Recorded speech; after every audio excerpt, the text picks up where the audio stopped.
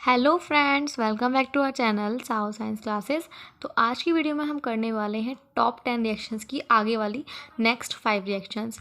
Last video में मैंने 5 reactions आपको कंप्लीट करवाई थी, जो कौन कौन सी थी देखिए, रायमाटीमैन, शिमट, कैनिज़ारो, एल्डोल और रोज़ेनमुंड अपचाइन या रोज़ेनमुंड अभिक्रिया। अब इन 5 सेक्शंस के अगर आपने नहीं किए हैं तो आप लास्ट वीडियो में जाकर अच्छे से देख सकते हैं। उसके बाद हम नेक्स्ट करने वाले हैं। तो हमारी 6 नंबर पर आती है क्रॉस एल्डोल संघनन। कौन क्या नाम है उसका? क्रॉस एल्डोल संघनन।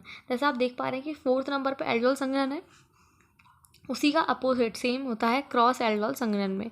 ओके, सो हम स्टार्ट करते हैं इसको। देखिए कैसे होगी ये। क्रॉस एल्डोल संघनन में क्या होता है, कार्बोनिल यौगिकों के दो एक समान अणुओं के बीच संघनन ना करके अलग अलग अणुओं के बीच संघनन कराया जाए तो उसे मिश्रित या क्रॉस एल्डोल संघनन कहते हैं। संघनन का मतलब यहाँ होता है एडिशन, मतलब कि जोड़ना, कंबाइन करना। तो देखो, कार्बोनिल यौगिकों के दो एक समान अणुओं के बीच संघनन ना करके, इसका मतलब क्या, एल्डोल संघनन में हम सेम टाइप के कार्बोनिल कंपाउंड्स ले रहे थे, बट क्रॉस एल्डोल में क्या होता है, अलग अलग अणु लेते हैं। हम क्या लेते हैं? अलग अलग अणु। तो अलग अलग अणुओं के बीच संघनन कराया जाए तो उसे मिश्रित या क्रॉस एल्डोल संघनन कहते हैं। तो देखो रिएक्शन कैसे होगी इसकी। यहाँ हम ले लेते हैं फॉर्मल्डिहाइड। क्या ले लेते हैं? फॉर्मल्डिहाइड। देखो, फॉर्मल्डिहाइड का फॉर्मूला होता है HCHO, HCHO, बट मैंने उसे ऐसे लिख दिया है। तो ये हमारा है फॉर्मल्डिहाइड। फॉर्मल्डिहाइड ले लिया। अब इन्होंने क्या बोला था? अलग अलग अणुओं के बीच, अलग अलग अणुओं के बीच। तो यहाँ पे हम ले लेते हैं इस तरफ एसिटल्डिहाइड, जिसका फॉर्मूला होता है CH2C। देखो यहाँ पे सिंपल क्या किया है मैंने कि यहाँ मैंने लिया है CH3CHO। क्या लिया है? CH3CHO। लेकिन मैंने उसे खोल कर दिया है CH3CHO। ठीक है, समझ में आया हो आपको? उसके बाद हम इन दोनों को कंबाइन कर देंगे, वो भी तनु NaOH की उपस्थिति में, मतलब डायल्यूट NaOH की प्रेजेंस में। अब देखो यहाँ पे क्या होगा, यहाँ सिंपल यहाँ से बॉन्ड टूटेगा और जो हाइड्रोजन है वो यहाँ पे अटैच हो जाएगा। ठीक है, यहाँ से बॉन्ड टूटेगा तो देखो यहाँ क्या आएगा, CH, ये HH तो सेम रहेंगे। यहाँ से बॉन्ड ब्रेक हुआ है तो यहाँ आ जाएगा OH गिव्स, यहाँ आ जाएगा। अब यहाँ से हाइड्रोजन चला गया है तो यहाँ क्या जाएगा, CH2C। अब यहाँ पे C है और यहाँ पे डबल बॉन्ड में क्या है, O। इसे आप ऊपर कर दीजिए, कोई प्रॉब्लम नहीं है। यहाँ आ जाएगा H। तो सिंपल सारी चीज़ें सेम रही हैं, बस यहाँ से बॉन्ड ब्रेक हुआ है और इसके बॉन्ड ब्रेक होने के बाद हाइड्रोजन यहाँ पे अटैच्ड हो गया। तो इसे हम बोलते हैं क्रॉस एल्डोल संघनन। आई आपको समझ में आई हो? क्रॉस एल्डोल मिश्रित या क्रॉस एल्डोल संघनन क्या कहते हैं, जिसमें हम कार्बोनिल कंपाउंड्स अलग अलग अणुओं के लेते हैं और एल्डोल में हम सेम लेते हैं। ठीक है, अगर आपको एल्डोल संघनन नहीं आती तो आप उस वीडियो को देखेंगे तो अच्छे से आपको ये भी समझ में आ जाएगी ईजिली। अब हम आते हैं 7th नंबर की रिएक्शन पर। 7th नंबर की क्वेश्चन रिएक्शन है हमारी फ्रीडल क्राफ्ट अभिक्रिया। अब फ्रीडल क्राफ्ट अभिक्रिया में क्या होता है, देखिए, तो हेलो एरीन निर्जल AlCl3 की उपस्थिति में हेलो एल्केन से अभिक्रिया करके एल्कीन एरिल बनाते हैं, एल्किल एरीन बनाते हैं। तो यहाँ पे देखो, हम यहाँ ले रहे हैं हेलो एरीन ले रहे हैं। हेलो एरीन का मतलब क्या होता है, बेंजीन लेते हैं और कोई भी हेलोजन ग्रुप लेते हैं। तो यहाँ पे हमारा आ गया बेंजीन और यहाँ हम ले लेते हैं कोई भी हेलोजन ग्रुप। तो मैं यहाँ ले लेती हूँ Cl, इसके 2 मॉलिक्यूल्स प्लस। अब हेलो एल्कीन, हेलो एल्कीन का मतलब क्या है, जहाँ पे कोई भी एल्केन ग्रुप आए। यहाँ एरिन ग्रुप था, यहाँ एल्केन ग्रुप है और यहाँ हम ले लेते हैं Cl, 2 मॉलिक्यूल्स इसके हो गए। इसके बाद किसकी प्रेजेंस है, AlCl3 की। किसकी प्रेजेंस है? AlCl3 की। तो यहाँ पे देखो, यहाँ एरिल है, सॉरी ये एरिल ग्रुप है और ये एरिन ग्रुप है। इसे हम क्लोरोबेंजीन बोलते हैं और इसे हम बोलते हैं मेथिल क्लोराइड। ओके, अब हम यहाँ पे क्या बन रहा है, एल्किल एरिन बन रहा है। क्या बन रहा है? Alkyl arene. तो एल्किल ग्रुप और एरिन ग्रुप दोनों को बना दो, सिंपल। यहाँ आ गया Cl और यहाँ CH3 प्लस यहाँ आ गया Cl और यहाँ इस वाली पोजीशन पर आ गया CH3। तो ये इसकी ऑर्थो पोजीशन है और ये इसकी पैरा पोजीशन है। तो यहाँ हमारा बन गया एल्किल एरीन। ये है हमारी क्रीडल क्राफ्ट अभिक्रिया। ओके, ये थी हमारी 7 नंबर की। बहुत ईजी रिएक्शंस हैं, एक एक लाइन में हो जाती हैं, बट नंबर 5 नंबर में आती हैं, टोटल मिलाकर अगर आती हैं तो ये हमारी 7 नंबर की थी क्रीडल क्राफ्ट अभिक्रिया। अब हम आते हैं नेक्स्ट 8 नंबर पे, जो है हमारे डाउ विधि। क्या है डाउ विधि? ये फिनॉल के बनाने की विधि में भी बहुत इंपॉर्टेंट रखती है। फिनॉल के बनाने की विधि इस नाम से भी आ सकती है कि फिनॉल के बनाने की विधि लिखिए, तो उसमें भी आप इसको कर सकते हैं इजीली।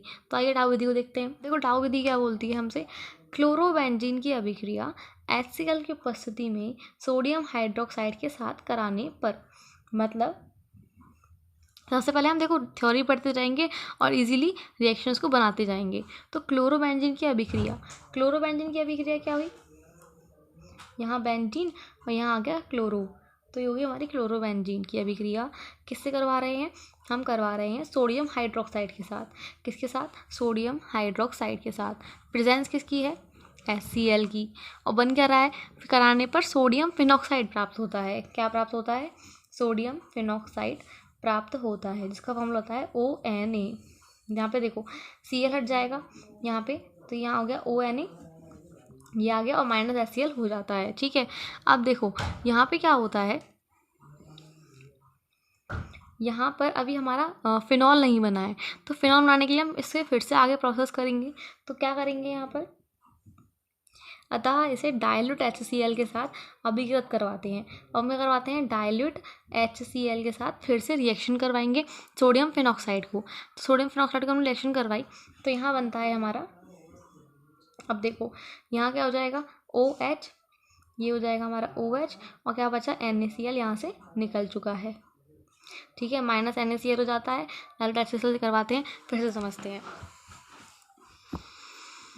तो डाउ विधि में हमसे ये कहा गया था, क्लोरोबेंजीन की अभिक्रिया HCl की उपस्थिति में सोडियम हाइड्रोक्साइड के साथ कराने पर सोडियम फिनॉक्साइड प्राप्त होता है। सबसे पहले हमने क्लोरोबेंजीन की रिएक्शन करवाई NaOH से, जिससे हमें प्राप्त हुआ सोडियम फिनॉक्साइड।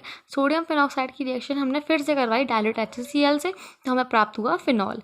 ईजी रिएक्शंस हैं, एक बार समझ में नहीं आती तो दूसरी बार रिपीट करके देखिएगा। एक बार समझ नहीं आती तो दूसरी बार रिपीट करके देखिएगा, आराम से समझ में आ जाएंगी इजीली। बस ट्राई कीजिएगा, ट्राई कीजिएगा, आपके पेपर में पक्का आपको मिलेंगी ये। ओके, अब हम आते हैं 9th नंबर की रिएक्शन पर। तो 9th नंबर की रिएक्शन है हमारी विलियमसन संश्लेषण। इसको हम विलियमसन संश्लेषण ईथर भी कहते हैं, क्योंकि यहाँ पे हमें ईथर प्राप्त होता है। क्या प्राप्त होता है? ईथर। तो आइए देखते हैं कैसे बनता है ईथर। तो ये है हमारी विलियमसन संश्लेषण ईथर वाली रिएक्शन। इसमें क्या होता है, देखो जब एल्किल हैलाइड की क्रिया सोडियम फिनॉक्साइड के साथ कराते हैं तो ईथर प्राप्त होता है। अभी मैंने आपको बताया था कि सोडियम फिनॉक्साइड का फॉर्मूला क्या था, बेंजीन के ऊपर ONA। अगर हम बेंजीन ना लेकर एल्किल ग्रुप लें तो क्या बनेगा, देखो यहाँ हम लेते हैं एल्किल हैलाइड, तो एल्किल हैलाइड ले लेती हूँ मैं CH3Br प्लस सोडियम फिनॉक्साइड, तो यहाँ मैंने ले लिया CH3ONA गिव्स, क्या बनता है हमारा ईथर। ईथर का फॉर्मूला क्या होता है कि यहाँ पर हमारे पास 2 एल्किल ग्रुप्स आएंगे, तो ये हमारा आ गया CH3OCH3 और प्लस में क्या रह गया NaBr, जो हमारा एक्स्ट्रा बचा था। देखो CH3O यहाँ से ले लिया, ये हमारा बन गया ईथर। क्या बन गया? ईथर। अब ध्यान से सुनिएगा, यहाँ पे बोला था एल्किल हैलाइड की क्रिया सोडियम फिनॉक्साइड के साथ कराते हैं। तो देखो मैंने यहाँ पे एल्किल हैलाइड में एल्किल की जगह CH3 लिया है। अगर आप चाहो तो C2H5 भी ले सकते हो। तो इसकी रिएक्शन हम ऐसे ही ले सकते हैं, C2H5Br plus C2H5ONA gives C2H5 plus में NaBr। Br की जगह आप Cl ले सकते हैं, आप कोई सा भी हाइड्रोजन ले सकते हैं आराम से, वो आपकी मर्जी है। अब यहाँ पे देखो सेम ग्रुप लिए हैं मैंने एल्किल के, अगर आपका मन है तो एक हम CH3 ले सकते हैं और एक बार हम C2H5 ले सकते हैं। जैसे यहाँ मैंने ले लिया, तो यहाँ हम लेते हैं CH3Cl और यहाँ मैंने ले लिया C2H5ONA। अब यहाँ पे भी ईथर बनेगा क्योंकि दोनों है तो एल्किल ग्रुप ही ना, तो यहाँ बन जाएगा C2H5O CH3 प्लस में आ जाएगा NaCl। तो ये तीनों रिएक्शंस में ही हमारा ईथर बन रहा है। क्या बन रहा है? ईथर ही बन रहा है। बस क्या है कि वहाँ पे हमने मैथिल ग्रुप लिया, यहाँ पे हमने एथिल ग्रुप लिया, यहाँ पे हमने एथिल मेथिल दोनों ग्रुप ले लिए। देखो बट यहाँ पे तीनों तो हैं ईथर ही, बट इनके नाम डिफरेंट हैं। क्या? देखो ईथर दो टाइप्स के होते हैं, सममित ईथर और असममित ईथर। सममित का मतलब होता है जब हमारे ओ जो है ना, ये ओ समझ लो, ऐसे ट्रिक से याद करो कि जो ये ओ है ना, इसके आसपास अगर ग्रुप सेम है ना, सेम एल्किल है, तो वो सममित ईथर है। क्या है?